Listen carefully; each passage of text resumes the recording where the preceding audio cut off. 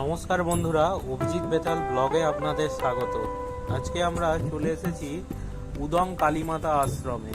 উদং কালীমাতা আশ্রমটি আমতা থেকে কিছু দূরে উদং গ্রামে অবস্থিত।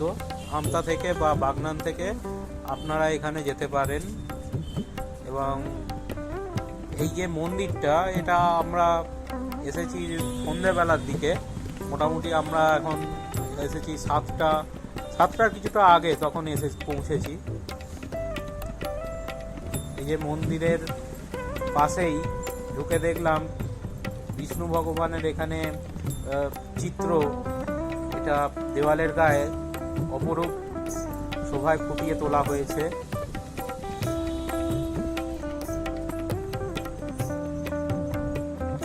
অন্ধকারের মধ্যে কিছুটা আলো কম আছে, দেখতে হয়তো আপনাদের অসুবিধা হতে পারে। যতটা দেখাতে পারলাম দেখুন। এটা শ্রীকৃষ্ণের বিশ্বরূপ, অর্জুনকে দেখাচ্ছেন শ্রীকৃষ্ণের বিশ্বরূপটি এখানে সিমেন্টের মাধ্যমে ফুটিয়ে তোলা হয়েছে মন্দিরের দেওয়ালে। এরপর আস্তে আস্তে আমরা গেলাম ভিতরে। রাধা মাধবের একটা মন্দির আছে, দেখুন খুব সুন্দর মন্দিরটা।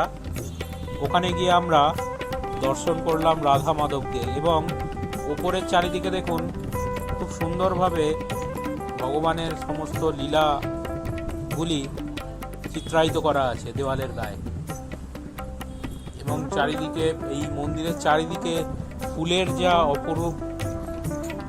অপরূপ সুন্দর সুন্দর ফুল চাষ হয়েছে। শীতকালে তো আরো বেশি দেখতে পাবেন। আমরা রাত্রিবেলা এসেছি, সন্ধ্যেবেলার দিকে কিছুটা কম দেখতে পেলাম, আলো কম ছিল। এই দেখুন খুব সুন্দর বিগ্রহ, রাধা মাধবের সুন্দর বিগ্রহ, দেখলেই মন ভরে যাবে।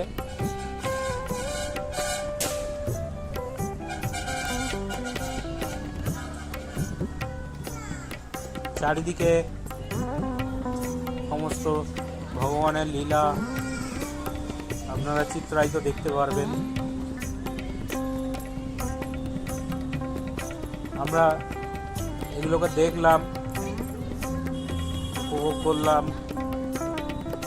এরপর কালী মাতার মন্দির আছে, এর উল্টো দিকেই কালী মাতার মন্দির আছে। ভেতরের জায়গাটা অনেকটা বড় এবং চারিদিকে গাছপালা দিয়ে অপরূপ সুন্দরভাবে সাজানো। খুব শান্ত পরিবেশটা, খুবই শান্ত। শহরের যে কোলাহল, সেখান থেকে পুরোপুরি শান্ত পরিবেশে। পাশ দিয়ে নদী বয়ে গেছে, ওই নদীর পরিবেশে, নদীর ধারে আশ্রমটা উদংয়ে। আমতা থেকে কিছুটা আসতে হবে, বাগনান দিয়েও যেতে পারেন। রানীহাটি থেকে আমতা হয়ে আপনারা আমতা ক্রস করে উদংয়ের রাস্তা টুয়ার্ডস আমতা বাগনান রোডে যে উদং গ্রাম পড়বে, ওই উদং গ্রামে কাউকে বললেই দেখিয়ে দেবে, বা মোবাইলে আপনারা গুগল ম্যাপে দেখতে পাবেন উদং কালীমাতা আশ্রম। চারিদিকে ফুল চাষ হয়েছে। রাত্রিবেলা অল্প আলোয় আমি যতটা দেখাতে পারলাম। এরপর মন্দিরটা দর্শন করে আমরা চলে গেলাম উল্টো দিকেই অবস্থিত কালী মাতার মন্দিরে।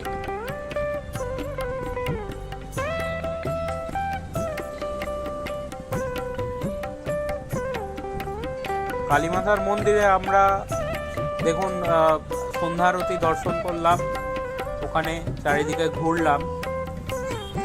ঘুরে তারপরে মন্দির বন্ধ হওয়ারও টাইম হয়ে গিয়েছিল, আমরাও তারপরে বাড়ি চলে এলাম। ওখানে গাড়ি রাখার আপনাদের সমস্ত সুবন্দোবস্ত আছে।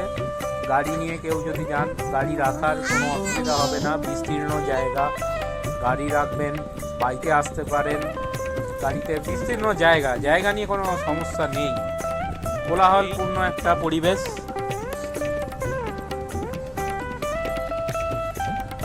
সবুজের ছোঁয়ায় আপনাদের খুব ভালো লাগবে জায়গাটা। অনেক রকম গাছ এখানে দেখতে পাবেন।